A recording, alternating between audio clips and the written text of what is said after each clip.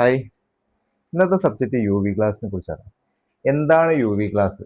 U V glass ഒട്ടിക്കണം കൊണ്ട് നിങ്ങളുടെ ഫോണിൽ എന്തൊക്കെ പ്രശ്നം വരുന്നതാണ് ഇന്നത്തെ സബ്ജക്റ്റിൽ പറയാൻ പോകുന്നത്.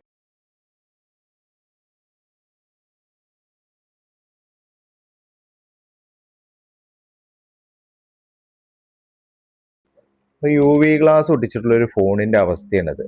ചില യു വി ഗ്ലാസ്സുകൾ ഇതുപോലെ ഡ്രൈ ആയി നിൽക്കും. ഡ്രൈ ആയി നിൽക്കുമ്പോൾ നമുക്ക് ആ ഫോണിൽ നിന്ന് ക്ലിയർ ആയിട്ട് എടുക്കാൻ തന്നെ ഭയങ്കര ബുദ്ധിമുട്ടാണ്.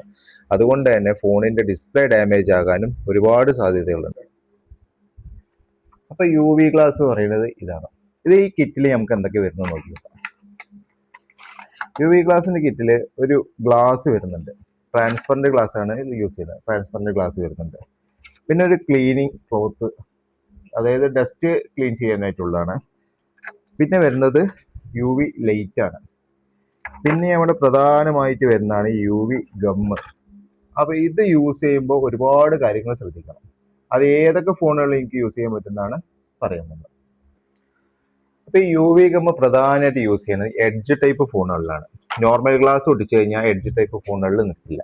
അതുകൊണ്ടാണ് യു വി ഗം ഇട്ടിട്ട് നമ്മൾ യു വി ഗ്ലാസ് അതിൽ ഫിക്സ് ചെയ്യുന്നത്. പക്ഷെ വേറൊരു കാര്യം എന്ന് വെച്ച് കഴിഞ്ഞാൽ വാറണ്ടി ഫോണുകളിൽ യു വി ഗ്ലാസ് അപ്ലൈ ചെയ്ത് കഴിഞ്ഞാൽ കൺഫേം ആയിട്ടും വാറണ്ടി സർവീസ് സെന്ററിൽ നിന്ന് കൊടുക്കുന്നില്ല.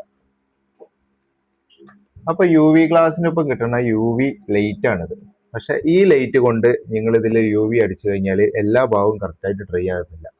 അതുകൊണ്ട് തന്നെ ഇങ്ങനെയുള്ള വലിയൊരു ടൈപ്പ് യു വി ലൈറ്റ് നിങ്ങൾ യൂസ് ചെയ്യണമായിരിക്കും കുറച്ചും കൂടി ബെറ്റർ. കാരണം എല്ലാ ഭാഗവും ഫിക്സ് ആയിട്ട് അതിൽ പാക്ക് ആകാൻ വേണ്ടിയിട്ടാണ് ഇങ്ങനത്തെ ലൈറ്റ് നമ്മൾ യൂസ് ചെയ്യുന്നത്. അതുകൊണ്ട് ഏറ്റക്കുറച്ചിലില്ലാതെ കറക്റ്റ് ആയിട്ട് തന്നെ ഫിക്സ് ആവും.